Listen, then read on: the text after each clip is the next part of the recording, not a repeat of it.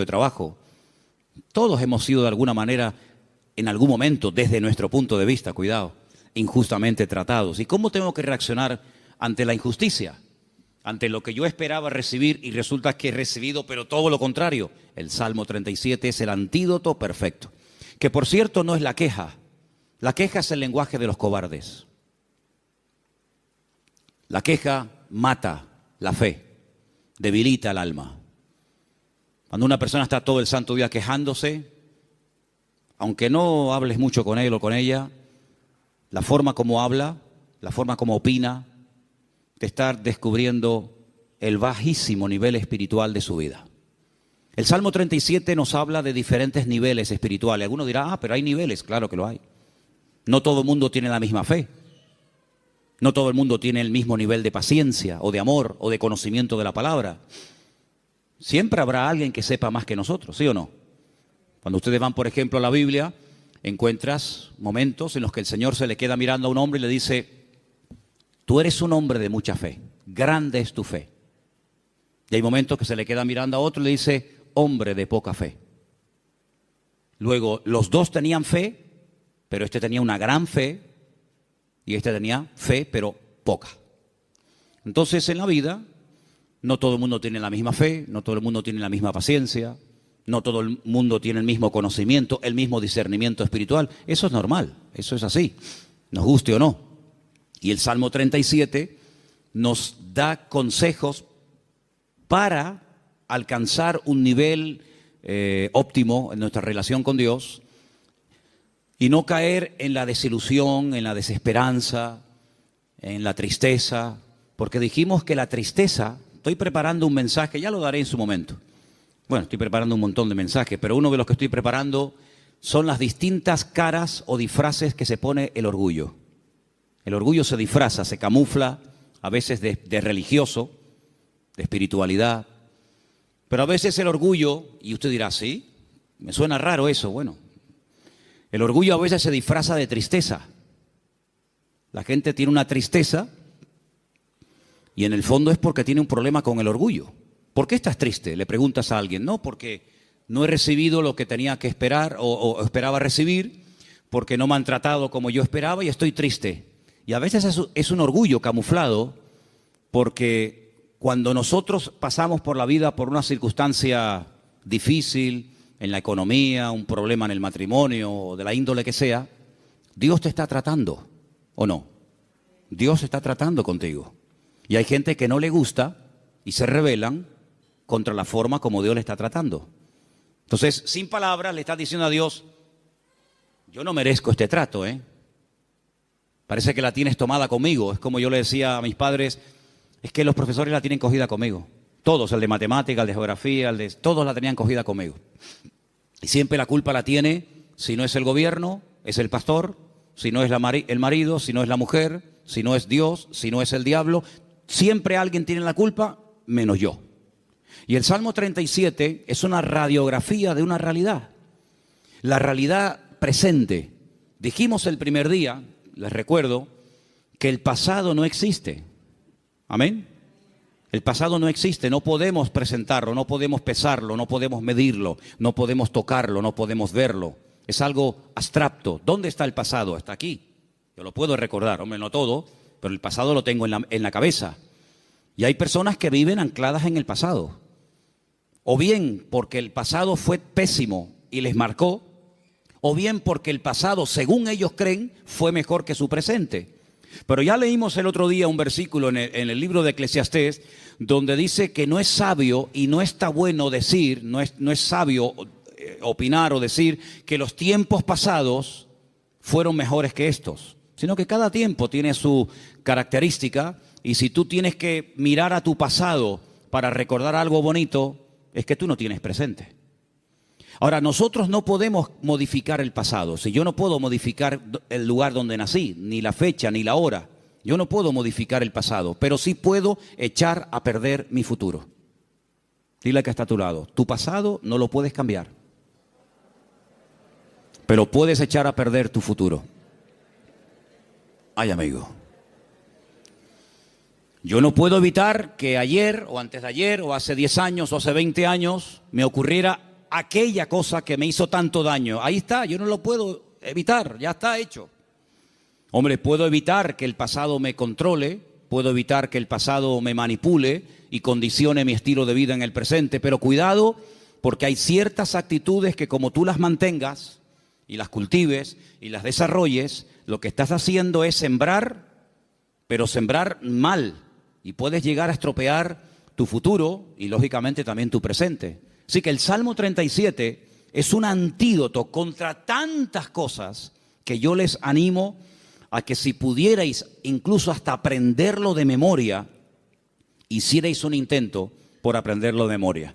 A lo mejor si en casa sois 4 o 5, pues decir, bueno, vamos a aprender cada uno, papá, aprende tú 5 versículos. Mamá, tú otros 5, yo otros 6. Hasta el perro puede, si tuvieras loro, hasta el loro podría aprender algún texto. Apréndanse el Salmo 37, es excelente. Vamos a ver hoy los 10 mandamientos del Salmo 37. Y ya te he dado tiempo de sobra, Saray, para que los encuentres. Los tenemos ahí en la pizarra, ¿verdad? Amén, qué bueno, estupendo. Vamos a leerlos todos, los 10 mandamientos del Salmo 37. Después vamos a leerlos en los versículos correspondientes. Primero, fuerte, confía en Dios. Después, con los ojos cerrados, sin mirar a la pizarra, tenemos que repetir los 10, así que vete aprendiéndotelos. Número 1 era, confía en Dios. Segundo, hacer el bien. Confía en Dios y hacer el bien. Vamos bien. Tercero, deleítate o deleitarse en Dios. Confía en Dios, haz el bien, deleitarse en Dios. Bien, hasta ahí llego. Venga, otro más. 4, encomendarse a Dios. Bien, confía en Dios, hacer el bien, deleitarme en Dios, encomendar a Dios mi vida. Venga, el 5, guardar silencio. Pero no dice, hermano, que hablemos. Guardar silencio ante Dios. Guardar silencio. 6, esperar en Él. 7, dejar la ira. 8, dejar el enojo, desecharlo. 9, apartarme del mal. Y 10, guardar su camino. ¿Qué tal? ¿Los habéis aprendido? Vamos a repasarlos. Confía en Dios, hacer el bien, deleitarse en Dios, encomendarse a Dios, guardar silencio, esperar en Él, dejar la ira, desechar el enojo, apartarme del mal y guardar su camino. Quítalo. Los 10 mandamientos del Salmo 37. Número 1. Bien, confía en Dios. Número 9. No. Segundo. Ese es, hacer el bien. Número 3. Número 4. 5. Guardar silencio, sin mirar. 6. Esperar en Él. 7. 8. 9. 9. Apartarse del mal. Y 10. Guardar su camino. Versículo 3 del Salmo 37 dice, confía en Dios. Primer mandamiento, confía en Dios. Fiarme de Dios. Depositar toda mi vida en sus manos, sabiendo que no hay vida más segura que cuando yo pongo mi confianza totalmente en el Señor. No digo que pongas parte de tu vida o parte de tu negocio o parte de tu tiempo en las manos del Señor y otra parte, no. 100% tu confianza en Dios. Porque algunos dicen, no, yo confío en Dios. Pero cuando se les abre la cartera y se les cae al suelo tienen la bono loto, los ciegos. Hay uno que también es de los discapacitados. Ese, lo conoces, ¿no? Ese. ¿Qué más hay? Rasca. No, yo confío en Dios. Ya te veo. Ya te veo. Ay, amigo.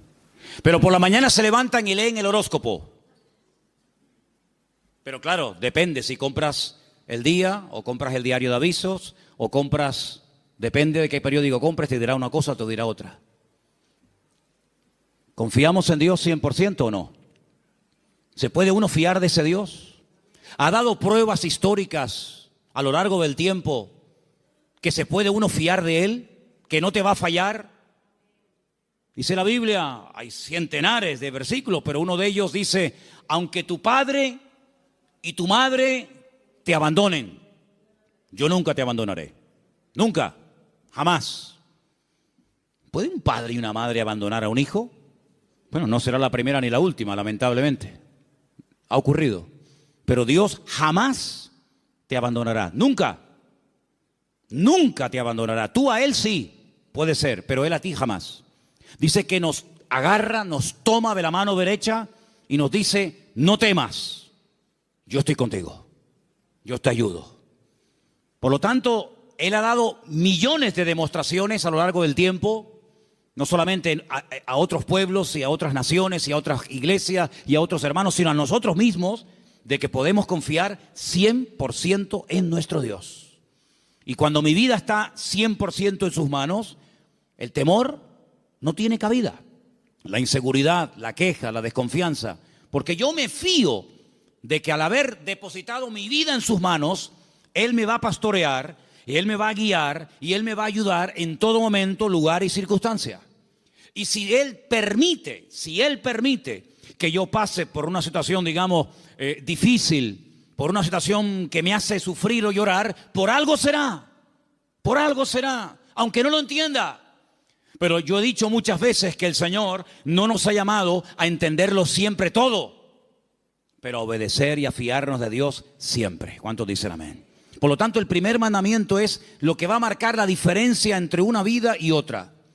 Una confianza total en Dios. Sé que mi Dios me va a cuidar, me va a proteger, y hay un salmo que dice, y aún más allá de la muerte, el Señor me guiará. Porque mi vida ha sido comprada con su sangre y para Él soy su hijo, y el Señor nunca, jamás abandonará a sus hijos. Pero en el mismo versículo 3, donde hemos leído, confía en el Señor, dice, haz el bien. Es decir, como dijimos el otro día, no estés de brazos cruzados, mantén una vida activa en el Señor. No, yo confío en Dios. Sí, pero tú ni oras, ni te congregas, ni lees la Biblia, ni estudias la palabra, ni te involucras. Sí, confías en Dios, pero es una vida light, es una vida sin compromiso. Es una vida donde, venga, hoy quiero orar, pues oro 3 horas. Mañana no quiero orar, pues no oro. No.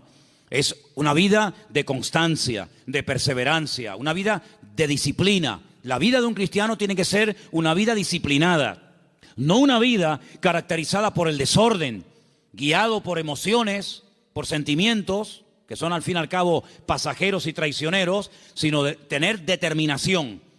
Yo quiero agradar al Señor y yo me voy a esforzar en hacer lo que la Biblia me pide y me dice el Señor que debo hacer.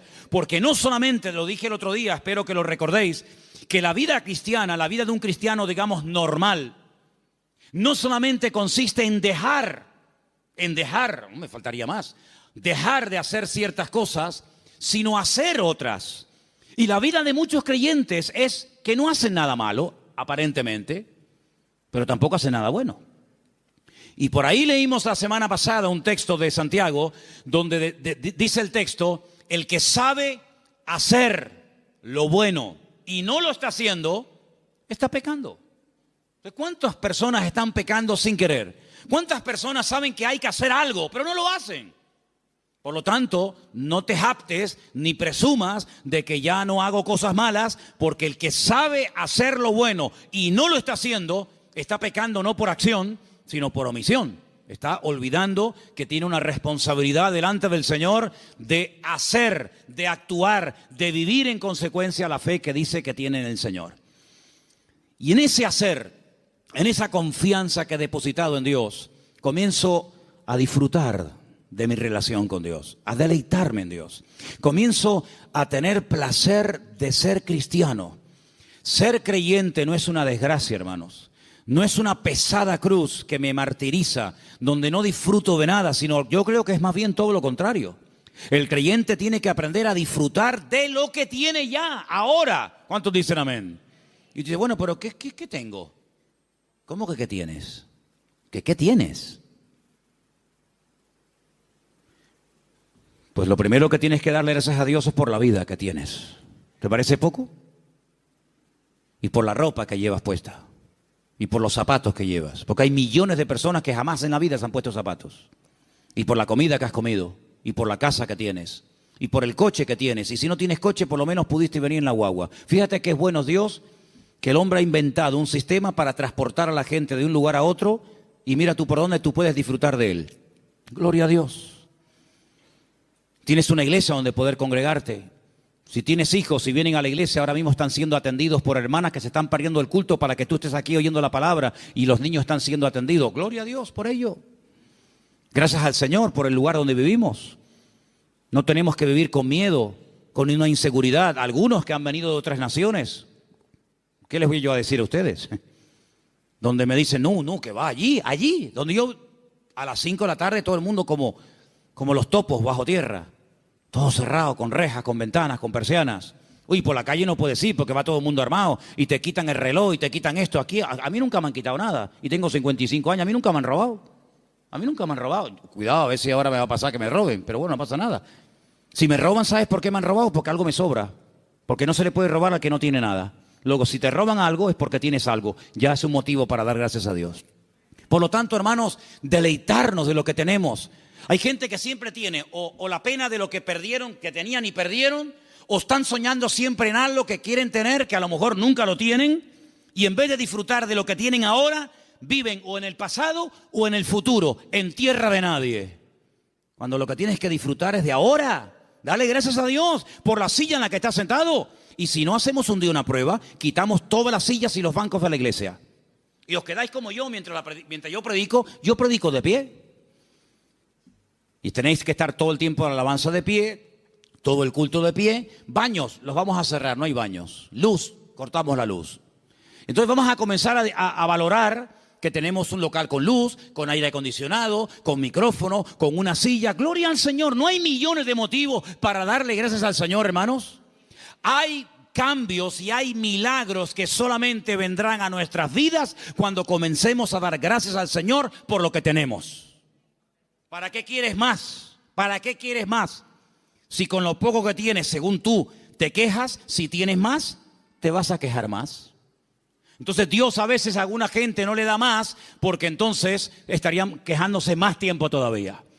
Dice la Biblia que un día los discípulos llegaron al Señor y le dijeron, Señor, la gente tiene hambre, viven lejos, el lugar en el que estamos es desierto, no hay comida y ni siquiera tenemos dinero para dar de comer a semejante multitud. Diles que se vayan. Y el Señor le dice, ¿y por qué? Dadles vosotros de comer, aprender a enfrentar nuevos desafíos. ¿Saben, hermanos? Una congregación, un creyente que no tiene desafíos delante es un creyente que termina con el paso del tiempo estancándose. ¿Por qué les he comentado ahora de hacer una tronja, de ampliar el salón, de poner arriba un balcón, de hacer más? Pues tenemos que tener desafíos delante de nosotros. Si no nos acomodamos, nos hacemos señoritos. Bueno, estamos bien como estamos, como decía la antigua canción, somos un pequeño pueblo muy feliz. No, hay que esforzarnos y hay que trabajar y hay que sudar. Y cuando yo empiece a notar, yo les hablo de Manolo Sierra, cuando yo empiece a notar que me estoy acomodando, digo, hermano, mi tiempo aquí se terminó. Yo no quiero estar más aquí, yo me tengo que ir a un sitio de pionero a empezar de cero. Hermanos, no podemos darle lugar a la rutina en nuestra vida, a la monotonía. Tienen que haber desafíos. Hay congregaciones que viven de las glorias del pasado, iglesias que ya lo tienen todo. Y te das cuenta que les hace falta todavía tantas cosas como la iglesia de la Odisea. Nos hemos enriquecido, no nos hace falta de nada. Y el Señor estaba en la puerta de la iglesia llamando, dice, si alguno oye mi voz, entraré a él, cenaré con él y él conmigo. Habían perdido lo más grandioso y hermoso que puede tener una congregación, que es la presencia del Señor. La habían perdido y ni siquiera se habían dado cuenta. ¿Cuántas cosas hay por ahí así que nos dejan con la boca abierta? Por lo tanto, hermano, vamos a deleitarnos en el Señor. Vamos a disfrutar de la vida. ¿No dice la Biblia, deleítate con la mujer de tu juventud? ¿No dice eso la Biblia? En la mía sí. Algunos me miran como diciendo, pero eso dice la Biblia. Uy, más todavía. Con la mujer de tu juventud, que sus caricias te satisfagan en todo tiempo. Así que ya saben, yo me deleito, pero tú me haces caricias. Eso dice la Biblia, deleítate con sus caricias. Gloria a Dios. Dale gracias a Dios por tus hijos. ¿Cuándo fue la última vez que dijiste, te doy gracias por mi hijo? Pero es que ella tiene 80 años, no importa. Otros lo perdieron cuando tenía 20. Y el Señor te lo ha dado a ti 40 años. Ay, amigo. Dale gracias a Dios por tu madre, por tu padre. Dale gracias a Dios por el pastor que tienes, porque de momento es el único que tiene. Es lo que hay. Dale gracias a Dios por todo lo que tienes cada día.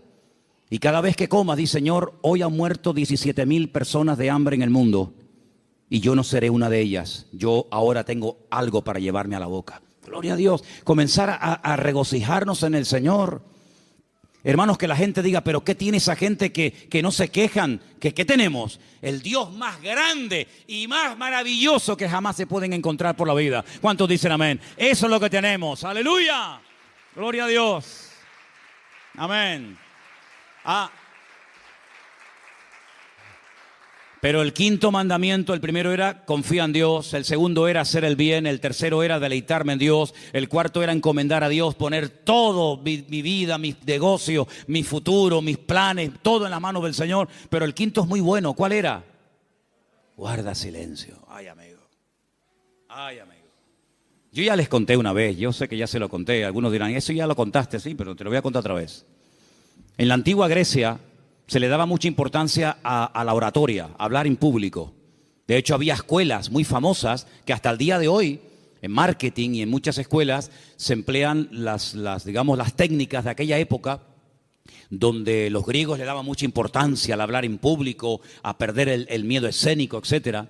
Y había un famoso maestro de una de las escuelas griegas que cobraba por enseñar oratoria, por enseñar a hablar correctamente en público a la gente. Y vino un día un chico y le dijo que quería que este maestro le diera clases.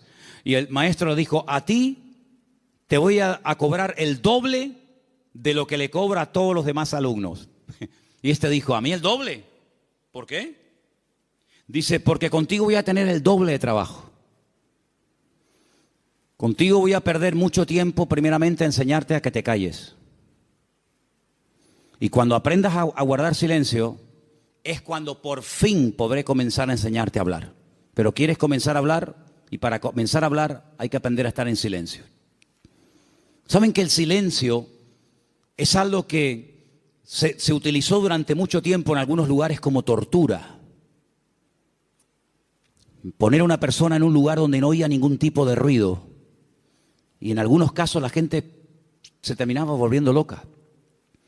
Pero muchas de las grandes cosas que Dios ha revelado a lo largo de la historia, grandes hombres de Dios, lo ha hecho en la calma, en el silencio. Hay un pasaje muy interesante donde un profeta llamado Elías, un gran hombre de Dios, estaba pasando un momento muy difícil en su vida. Se sentía solo, incomprendido, le pidió a Dios que le quitara la vida. En fin, todo lo que ustedes saben. Y hay un momento en el que él sale de la cueva y dice que se produce un terremoto tremendo en la puerta de la cueva, y él ve que ese terremoto es tan tremendo, tan destructivo, que las rocas se partían. Y había un viento huracanado tremendo y todos los árboles caían. Pero dice, pero Dios no estaba en todo aquello. Él estaba acostumbrado a moverse en el barullo, en el ruido, en el follón, en lo espectacular. Y dice que al final de todo sopló un silbo, un viento suave, una cosa muy suave, muy delicada. Y dice, y el Señor estaba en aquel silbo apacible. Hay creyentes que están todo el día hablando y hablando y hablando y hablando, y muy pocas veces oyen o tienen tiempo para oír la voz de Dios. Búscate un lugar tranquilo, donde tú puedas estar tranquilo, sin televisión, sin internet, sin niños, sin el perro, sin el gato, sin fulano y mengano, donde puedas estar tranquilo, tranquila, pensando en lo que está pasando en tu vida, aprendiendo a interpretar las circunstancias que te rodean. Si algo bueno tiene el silencio, es que tiene una parte terapéutica, ayuda al hombre a meditar y a reflexionar ¿qué estoy haciendo con mi vida? Me he plantado ya con una edad en la vida. ¿Qué le está pasando a mi hijo, que lo veo últimamente muy callado o muy hablador o muy atontado o muy espabilado? ¿Qué está pasando en el ambiente? Y es en esos momentos de calma, de quietud, de silencio ante la presencia del Señor, donde el Señor te puede revelar y te puede mostrar cosas que en el barullo, en el follón y en el ruido no se captan. Por eso este mandamiento de guardar silencio significa aprendamos a meditar tranquilamente en la presencia del Señor. Vivimos en una sociedad muy ruidosa. España es uno de los países más ruidosos de Europa. Sales por las calles y desde que te levantas por la mañana, prácticamente hasta que te acuestas, hay ruido constantemente. Y por la noche ni te cuento. En la quietud de la noche es cuando vienen a recoger los camiones la basura. ¿Sí o no? No pasa por tu barrio, estás tranquilo en tu casa y de repente ¡bim, bam, bim, pum, pam, pam! Y dices, Dios, ¿pero qué pasó? Sale el camión de la basura. Al rato viene el camión que está regando. Al otro rato viene el camión que se lleva el vidrio. Y es un follón tremendo, ¿sí o no? Bueno, hermanos, aprendamos a estar tranquilos en la presencia del Señor. Aprendamos a decir, Señor, ¿hay algo que me quieres decir? ¿Hay algo que me quieres compartir? Ese guardar silencio significa aprender a reflexionar en Dios. Oye, mira, ahora no me molesten. Yo tengo una cita con mi Dios. Quiero estar tranquilo, no quiero que nadie me moleste. No, que si me llaman, que esperen. Que me llamen más tarde, que no se va a hundir el mundo. Y quiero estar a solas con el Señor, con su palabra. Como decía un pastor amigo mío, un minuto, Manolo, un minuto bien pasado en calma, en quietud, en la presencia del Señor, puede cambiar una vida. Pero ¿sabes cuál es la cruda realidad? Y no es cuestión de que ustedes se sientan mal ni acusándolos, ni mucho menos. Hay creyentes que a veces no tienen ni 5 minutos en el día, es tremendo esto, ni 5 minutos en el día para estar tranquilos, solamente estar quietos en la presencia del Señor. Cuando teníamos las clases, que hemos dado algunas clases en la iglesia de hermenéutica, de homilética y otras asignaturas, ¿cómo empezábamos la clase? ¿Os acordáis? Venían del trabajo, venían de la calle, una con el abanico, el otro sudando, el otro que llegó tarde. Decía, hermanos, vamos a guardar un minuto de silencio. Claro, algunos pensaban al principio que se había muerto algún hermano de la iglesia. O sea, un minuto de silencio, ¿qué pasó? Digo, no, tranquilo. Y a algunos se les hacía eterno. O sea, un minuto, qué largo se me ha hecho. Hermanos, aprendamos a estar quietos en la presencia del Señor, aprender a observar, aprender a interpretar lo que está ocurriendo a nuestro alrededor. El sexto era esperar en Él. ¿Saben que una de las cosas que yo peor llevo en la vida es esperar? No me gustan las colas. El otro día me enseñaba un hermano de la iglesia, por no estar dando nombres, me enseñaba una fotografía que habían sacado desde una ventana donde se veía un grupo bastante numeroso de gente haciendo cola, esperando. Me decía, esta es una de las colas que la gente tiene que hacer para ver si puede comprar algo de azúcar. Y yo decía, bueno, pues yo me acostumbraría, mira que para mí sería tremendo esto, ¿no? Pero yo digo, bueno, yo me acostumbraría a vivir sin comer azúcar, porque yo para estar 2 horas, 4 horas para un paquete de azúcar, y me dice otra persona, sí, pero es que también tienes que hacer cola para comprar la leche. Digo, bueno, pues, no sé, me acostumbraría a no beber leche. Pero es que también al final tienes que hacer cola para todo. Pero qué rabia da a veces cuando tienes prisa y el que va delante tuyo es el más lento de Europa. Le acaban de dar el carnet de conducir. Pone el intermitente de la izquierda y después va a la derecha. O pone los 4 que son de emergencia, porque como te ve muy pegado, te está diciendo, no te pegues mucho que me das miedo, y te ponen los 4 intermitentes. Y tú dices, pero muévete, que tengo prisa. Me acuerdo una vez en Benito Pérez Armas, el semáforo estaba en verde, hermano, de verdad les prometo que el semáforo estaba en verde. Era bajando la antigua cárcel a mano izquierda, que ya entras para el Parque La Granja, ¿sabéis dónde les digo, no? Y el semáforo estaba en verde, y había un coche parado. Y yo le decía, al principio fue una pita suave. No sé, después más prolongada. Al final saqué la cabeza por la ventana. Digo, pero muévete de una vez, hombre, que está verde. Atontado, que estás atontado. Y sacó la cabeza una señora y me dice, hola, pastor, ¿cómo está, hermano? Y le dije, hola, hermana. Hola. Dele, hermanita, dele, vamos. Ah, qué vergüenza, ¿no? Si hubiera sido oveja en vez de pastor, me hubiera cambiado de iglesia. Para que no me diera. Bueno, son cosas que pasan, ¿no? Soy humano como cualquiera de ustedes. Así que, hermanos, aprender a esperar en la vida se hace a veces complicado, ¿verdad? Pero es importante y fundamental aprender a esperar en Dios. No tener prisas. Porque, ¿saben? He descubierto que Dios no tiene prisas. ¿Cuántos dicen amén? ¿Saben que hay un pasaje donde una persona, no quiero decir la palabra se enfada, pero casi se enfadó con el Señor? Porque nunca le había pedido nada, nunca. Sabían que el Señor siempre estaba muy ocupado, sabían que el Señor siempre estaba viajando, hablando por aquí, predicando, y nunca le habían pedido nada. Solamente un día le pidieron un favor, y el favor era muy concreto, muy directo. Señor, el que amas está enfermo, como diciendo, Señor, ven pronto. Y dice la Biblia, saben lo que estoy hablando, ¿verdad? De Lázaro, era amigo de Jesús, vivía en Betania, donde estaba con sus dos hermanas, Marta y María. Dice la Biblia que cuando le llega la noticia al Señor, no dice, como seguramente esperaban la familia, venga, vamos que hay que ir a orar por Lázaro. O podía incluso haber hecho lo que hizo con el siervo del centurión, ¿os acordáis? Cuando le dijo el centurión, Señor, no hace falta que vengas a mi casa, di la palabra y mi criado sanará. Podía haber dicho, Padre, desde aquí pido que sanes ahora a mi amigo Lázaro. Y Lázaro hubiera sido sanado. Pero ni siquiera hizo eso.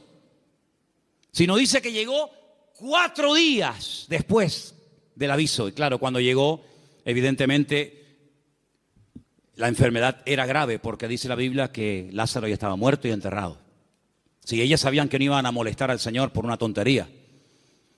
Cuando llegó, sale una hermana, se lo encuentra en el camino y le dice estas palabras que ustedes saben perfectamente. Señor, si tú hubieras estado aquí cuando te mandamos a llamar, nuestro hermano no habría muerto. ¿Cómo interpreta usted esas palabras, hermano? Usted que sabe griego, arameo y hebreo. ¿Cómo lo interpreta usted? Me ha fallado. Mi hermano se murió por tu culpa. ¿Está mal interpretado? Es versión Manolo Sierra. Si tú hubieras estado aquí, esto no hubiera ocurrido. Sale la otra hermana. Porque una parece que era como más carnal, ¿no? La otra era un poquito más espiritual. Pero fíjate que las dos se contagiaron y le dijeron exactamente las mismas palabras al maestro. Si tú hubieras estado aquí, mi hermano no hubiera muerto. Estaban dolidas, ¿sí o no? Estaban dolidas, estaban molestas con el maestro. Esto no tenía que haber pasado. Salmo 37. No te impacientes, no pierdas los nervios. Después vamos a ver eso. Y el Señor le dice, Marta, María, que yo soy la resurrección y la vida. El que cree en mí, aunque esté muerto, vivirá. Claro, ellas eran judías, ellas no eran paganas, ellas conocían la Escritura, ellas sabían perfectamente por las Escrituras del Antiguo Testamento que se habla de la resurrección. Y entonces cuando el Señor dice que yo soy la resurrección y la vida, y le dice el Señor, tu hermano resucitará, ellas dicen, yo sé que mi hermano resucitará, pero no ahora, sino en el día postrero, algún día. Y el Señor le dice, vamos al cementerio. Y todos conocen la historia. Ahora yo les hago una pregunta y sean sinceros. ¿Ustedes creen que realmente el Señor llegó tarde?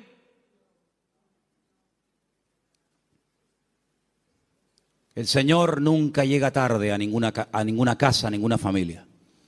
El Señor siempre llega cuando tiene que llegar. Siempre. Es que si esto hubiera ocurrido media hora antes, sí, pero ocurrió así. El Señor lo quiso así. Y ya está. El Señor llegó cuando, humanamente hablando, según ustedes, ya no hay nada que hacer. Y hay situaciones, escucha bien esto, hermano, porque cuanto antes lo aprendan, algunos, unos más que otros, mejor. Hay situaciones que Dios permite, escucha bien, que Dios permite que lleguen hasta el final. Cuando ya humanamente hablando no hay ninguna posibilidad de cambio. Y el Señor lo permite. Hay otras que no. Hay otras que dicen, no, vamos a hacer esto ahora. Pero hay otras que dicen, tranquilo. Lo va a hacer, pero no ahora. No cuando tú quieras, sino cuando yo quiera y como yo quiera. Y cuando llega al cementerio, hace uno de los milagros más espectaculares que el Señor hizo a lo largo de su ministerio. Levantar a un muerto que hacía 4 días que estaba enterrado. Eso no lo había hecho nunca. Había resucitado personas que estaban aún calientes. ¿Se acuerdan? La hija de Jairo. Cuando llegó, dice, acaba de morir. Luego, si la tocabas, la niña estaba caliente, acaba de morir, pero estaba muerta. Pero el Señor la resucitó. Había otros casos donde dice la Biblia que lo llevaban en la caja para enterrarlo y bueno, los judíos entierran a la gente el mismo día que muere. Por lo tanto, no hacía ni 24 horas que había muerto. Pero nunca el Señor había llegado tan lejos. Nunca el Señor había hecho un milagro de una resurrección después de 4 días. Si ustedes van a Israel, si ustedes han ido a Jerusalén alguna vez conmigo, ustedes van a ver que en todos los cementerios judíos hay una abertura, como una ventana, que es por donde se cree que al tercer día se va el alma. Y ya es como demasiado tarde, ya no hay escapatoria.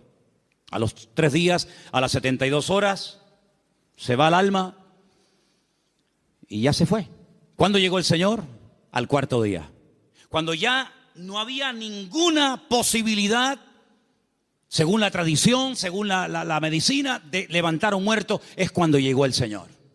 No podía el Señor haber llegado el primer día antes de que muriera así, pero hubiera sido una sanidad más de tantas. Pero el Señor quería hacer algo especial, porque amaba tanto a Lázaro, que si hubiera llegado a la media hora o a los 10 minutos de haber recibido el llamado, hubiera sido una sanidad. Y Lázaro podía haber dicho, el Señor me sanó cuando yo estuve enfermo. Pero yo te amo tanto, Lázaro, que no te voy a sanar. Te voy a resucitar. Y eres la única persona en toda la historia de la humanidad que yo resucité al 4.º día. Entonces no te das cuenta, hermano y hermana, que a veces hay situaciones como que tú dices, pero ¿dónde va a terminar todo esto? ¿Pero hasta cuándo va a llegar esto? Es por el amor tan grande que Dios te tiene, para que no sea una cosita más que puede pasar desapercibida, o que incluso algún incrédulo diga, bueno, sería casualidad. No, va a llegar al límite, al extremo, cuando ya no hay ninguna posibilidad de cambio, de mejoría o de perfeccionamiento, cuando el Señor va a llegar y va a decir, ahora, para que la gente diga, esto era para la gloria del Señor. ¿Cuántos dicen amén? ¡Aleluya! Así que tranquilo, no te precipites. Amén. Hay 4 prohibiciones antes de seguir con la lista de los mandamientos. Hay 4 prohibiciones, las voy a leer rápidamente. 4 cosas que el Salmo dice que no tenemos que hacer. Yo las voy a leer y tú te vas a preguntar a ti mismo si la estás haciendo. La primera está en el versículo 1. Salmo 37:1. No te impacientes a causa de los malignos. No te impacientes. No pierdas la paz. Tranquilo, relájate. Dile a que está a tu lado, relájate. Tranquilo. No te impacientes. No pierdas la paciencia. Número 2, en el mismo texto. Ni tengas envidia de los que hacen iniquidad. Así que ni impacientarme, ni tener envidia. Jamás. Ni una cosa ni otra. Versículo 7. No alterarme. Guarda silencio ante el Señor, espera en Él. No te alteres con motivo del que prospera en su camino por el hombre que hace maldades. No te alteres. Tranquilo, relájate. Cuenta hasta 10. Versículo 8, deja la ira, desecha el enojo, no te excites en manera alguna a hacer lo malo. Estas son las 4 prohibiciones, las 4 cosas que el Salmo 37 prohíbe hacer a un creyente. No perder la paciencia, no tener envidia, no alterarme y no hacer lo indebido, es decir, lo malo. ¿Qué te parece? Y en esta actitud, en esta riqueza del Salmo 37 me dice, deja la ira y desecha el enojo. Es decir, si te enfadas, vas a comenzar a hacer y a decir tonterías. Cuando una persona está enfadada, tú le has oído las tonterías que dice? Incluso hasta orando dice tonterías. Ya no aguanto más. Y el Señor dice, cállate, machango. Sabrás tú si aguantas o no aguantas. Si yo te mando esto es porque tú aguantas. Pero ya Él lo dijo. Nadie me ama. Las tonterías que uno dice cuando está enfadado, es como cuando uno está desanimado. Las peores tonterías, las peores barbaridades, los peores insultos, las peores humillaciones se dicen cuando uno está enfadado o desanimado. Y por eso la Biblia dice, no permitas que tu carácter te controle, porque cuando nuestro carácter nos controla, siempre la embarramos. ¿No dicen así los argentinos? O los uruguayos, la embarramos. Metemos la pata. Entonces, pues oye, Señor, ayúdame a tener control, dominio propio, dice la palabra. Dominio propio. Teníamos hace años en una montaña que hay en Llano del Moro, en una torre muy alta, teníamos unas antenas que colocamos allí cuando pusimos la primera emisora de radio cristiana de las Islas Canarias.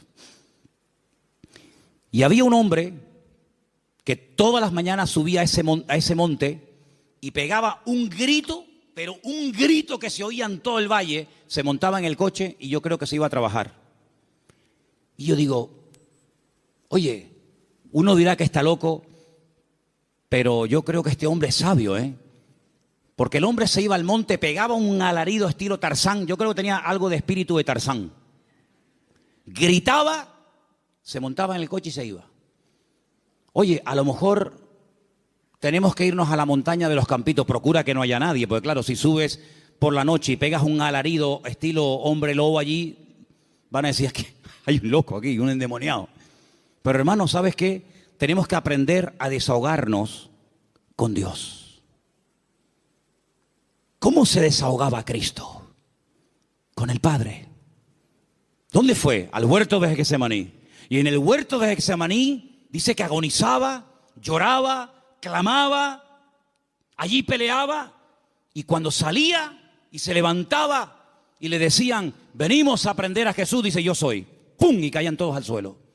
En otras palabras, era un hombre que no descargaba en los demás su enojo, su enfado, lo que fuera, sino que aprendía a desahogar su alma delante del Padre. Y eso es algo que tenemos que aprender todos, hermano. Porque hay gente que está contenida. Y hermano, el tranquilito, el que no se enfada nunca, cuando se enfada, échate a correr, Échate a correr. Dice, no, este es bobo. Este no se enfada nunca. Cuando se enfada, apaga la luz y vámonos, porque es el increíble Hulk. Que por cierto, me encontré en la puerta de la iglesia allí 2 puños del increíble Hulk. No sé si a alguien se le cayeron. ¿Los puedes enseñar? No sé quién trajo eso, pero bueno, ahí están. Yo dije el otro día, y según el Salmo 37 y otros, hay 2 vías de escape, 2 válvulas de escape que Dios ha puesto en el ser humano que tiene que usarlas. Una es el llanto y otra es la risa. Claro, como te enseñaron que los hombres no lloran, pues está trancado. Y como tampoco no es la alegría de la huerta, dicho sea de paso, pues tampoco se ríe. Entonces ni llora ni ríe. Y un día va a explotar. Un día va a explotar más de uno. Pero aprende a reírte en el Señor. Aprende a llorar en la presencia del Señor. No dice la Biblia, bienaventurados los que no se ríen. Bienaventurados los que no lloran. ¿Lo habéis leído alguna vez? Yo tampoco. Bienaventurados los que lloran, dice la Biblia. Pues llora, mija, llora. Llora delante del Señor. Llora, hermano y hermana, delante del Señor. Señor, lloro de esto, lloro por aquello, lloro por tal, lloro por cual. Y te aseguro que tu alma se va a descargar, se va a desahogar. Y cuando salga, vas a salir con las fuerzas renovadas. Vas a salir levantado por el Señor. Vas a salir bendecido. Pero no vivas una vida hermética, trancada, porque ni Cristo vivió así. Él dice la Biblia que se quebrantó y lloró y sudó grandes gotas de sangre. Y se desahogó delante del Padre. Ahora, ¿qué hace la gente? Se desahoga con una botella de vino en la mano, se desahoga metiéndose un pico de heroína, se desahoga haciendo no sé qué y no sé cuánto, echándole la bronca a la mujer, al hijo, pegándole una paliza al otro. No, esas no son las formas, esos son los métodos mundanos. La forma de Dios es que aprendas a ir a la presencia del Señor y abrir tu corazón y decirle: Señor, no aguanto más. Y en la Biblia encontramos grandísimos hombres de Dios que lloraron a gritos, dice la Biblia. Sí. A gritos lloraron. ¿Quién? José. Lo dije el otro día cuando compartía de este mismo salmo. Dice que ya no aguantaba más. Léalo, textualmente lo estoy citando. Ya no podía contenerse más. Ya llegó al límite. Oye, me venden mis hermanos. Les pido por favor que se apiaden de mí, que me saquen de este pozo que tenía que haber escorpiones y serpientes. No me hacen ni caso. Me quitan las prendas, me llevan desnudo a Egipto. ¿Yo qué pinto en Egipto? Un país de idolatría, un país de una promiscuidad terrible, de idolatría por todos lados. De repente llega allí, no sabe hablar el idioma, desnudo, lo compran como esclavo. De ser el niño bonito y amado del padre, pasa a ser un esclavo, un sirviente, sin derechos, tratado al trancazo, por querer vivir una vida recta y honesta y santa.